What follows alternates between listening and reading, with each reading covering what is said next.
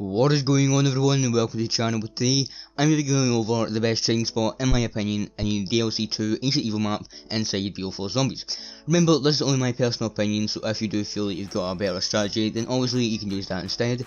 So on the first game I rated around 50 on flawless on the map, and then quit using the strategy that I'm about to tell you, just so you know that it is an effective strategy and I'm not just like making up on the spot. So now that's out of the way, let's get right into the trading spot. So before I tell you more about the spot, I have to go over the elixirs and perks and the things like that to use throughout your match.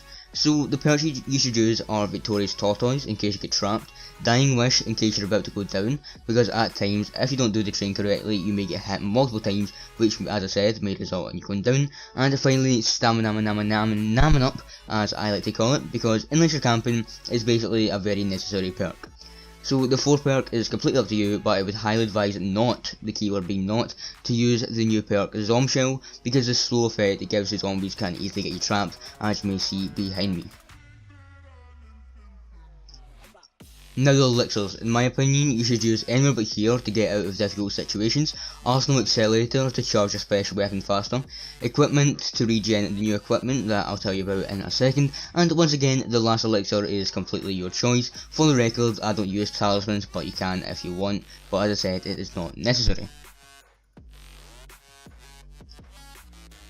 So I use the Hammer of Valhalla for the special weapon, as in my opinion it's the best, and the starting weapon and equipment doesn't really matter because you're just going to swap out in-game enemies, but for the record I use the Strife as well as the Wraithfire in case you are interested. So in game what you can do if you want, keeping in mind this isn't necessary, but you can get an extra life by completing tributes by holding the interact button on the pedestal in front of Oracle within the spawn room as well as elsewhere in the map. But make sure that you reach the epic reward rank or you won't get the extra life, and you have to activate multiple tributes in order to get to the epic reward rank, so you won't be able to do it on the first attempt unless you're like a pro, and even then it will still be very difficult.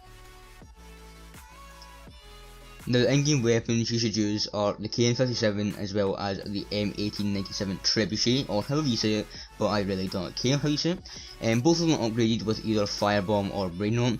The KN because it's very efficient and nearby, and it can use the new Pegasus Strike to guard you while restocking on the ammo because it's a wall by right beside the location where you will train, as well as the Trebuchet because it's lightweight and very good. In my opinion it's like a slightly worse and more lightweight version of the Hellion, but it is still a very good weapon. I'm not showing any guides in this, but there will be a lot of them online, so you can just search them up if you don't know how to build or find anything. So what you want to get is the Zombie Shield and the Pegasus Strike, which we'll see in the gameplay behind me.